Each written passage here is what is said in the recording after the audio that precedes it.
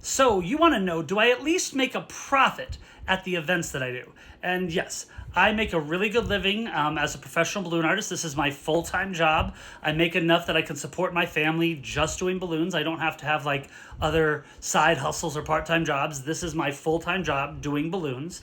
And yeah, I make a really good living at it. Now I will say, you do have to work for it. If you treat balloon twisting like a part-time job, it will pay you like a part-time job.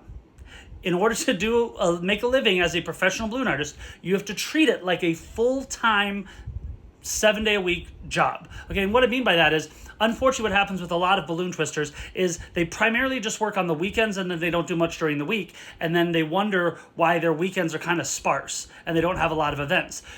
You need to spend that Monday through Friday, again, usually, not always, some weeks are busier than others, but usually you tend to not have a lot of weekday events in the morning. You'll have a lot of evening events, but you tend to not have a ton of weekday morning and early afternoon events as a balloon artist or as a face painter.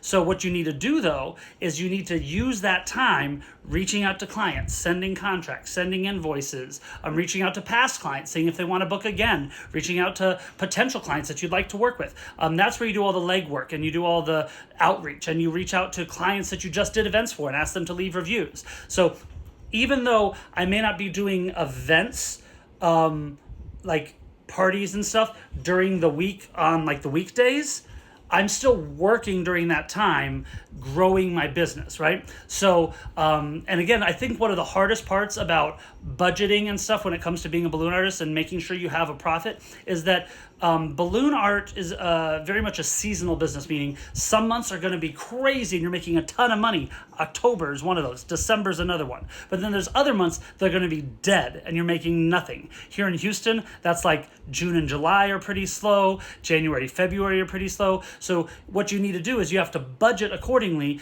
You have to save up during the months where you make a lot of money because you got to anticipate that there's going to be months where you're not making as much because it's not going to be consistent.